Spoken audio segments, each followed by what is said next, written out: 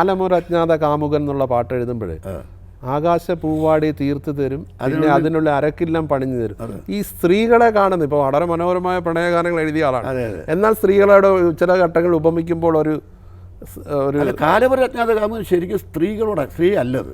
കാലമൊരു അജ്ഞാത കാലം തന്നെയാണ്. കാരണം കാലം നമ്മളോട് ചെയ്യുന്നത് വളരെ ഗംഭീരമായിട്ട് നമ്മളെ കൊണ്ടുവന്നൊരു വലിയ പടസ്റ്റിൽ ഇരുത്തിയിട്ട് പിന്നെ എടുത്ത് താഴെ അടിച്ചു കളയും. ആ കാലമാണ് ചെയ്യുന്നത്, മനസ്സിലായില്ലേ? അപ്പോൾ കാലത്തെക്കുറിച്ച് തന്നെ പാട്ട്. അതൊരു കാലഘട്ടം, ഈ ടൈം ലാപ്സാണ്. ഒരു ചെറുപ്പം, ഈ പിന്നെ പ്രേമനസറിൻ്റെ ചെറുപ്പവും വാർദ്ധക്യവും ഉണ്ട് പടത്തിൽ.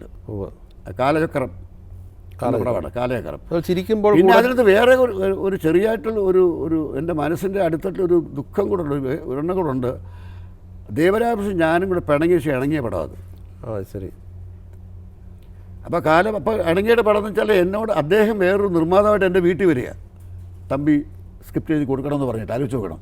അപ്പോൾ ഒരിക്കലും എന്നെ വേണ്ടെന്ന് പറഞ്ഞ ആൾ ഒരു നിർമ്മാതാവിനോട് പറയുക, ശ്രീകുമാരൻ തമ്പി പാട്ട് മാത്രമല്ല സ്ക്രിപ്റ്റ് എഴുതും, അയാളെ കൂടി ചെയ്യിക്കാം എന്ന് പറഞ്ഞിട്ട് എന്നെ റെക്കമെൻഡ് ചെയ്യുകയാണ്.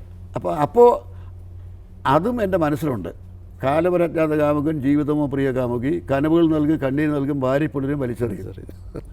പക്ഷെ ദേവരാജനെക്കാട്ടി കൂടുതലും ദക്ഷിണാമൂർത്തിയുടെ ഒരു മാനസിക. ദേവരാജ മാഷ് ഞാനും കൂടെ ദീർഘകാലം പിണങ്ങിയിരുന്നൊക്കെ പറഞ്ഞാലും 36 പടം ഞങ്ങൾ ചെയ്തു, ഞാനും ദേവരാജ മാഷും കൂടെ.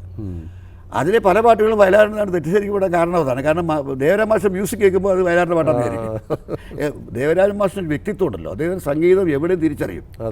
അപ്പോൾ ദേവരാജ മാഷിൻ്റെ പാട്ട് തുടങ്ങിയാൽ ആദ്യത്തെ ബിറ്റ് വരുമ്പോൾ തന്നെ ദേവരാജനാണെന്ന് മനസ്സിലാക്കും. അപ്പോൾ പാട്ട് വരാം.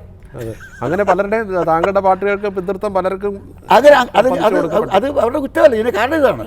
പക്ഷേ ഞാനും ദേവരാജ മാസ്റ്ററും കൂടി 36 പടം ചെയ്തിട്ടുണ്ടെന്ന് ആൾക്കാർ അവർ ഓർക്കുന്നില്ല. റിയലി 220 പാട്ടുകൾ ചെയ്തിട്ടുണ്ട്. 200 songs. 320 പാട്ട് അർജുൻ മാഷ് ചെയ്തിട്ടുള്ളൂ. അതൊരു 300 പാട്ട് കാണും, അത്രയേ ഉള്ളൂ. അപ്പോൾ ദേവരാജ മാഷ് സ്വാമിയോടും അർജുൻ മാഷോട് ചെയ്തതിൻ്റെ വളരെ അടുത്തെത്തിയിട്ടുണ്ട് ദേവരാജ മാഷോട് ചെയ്തത്.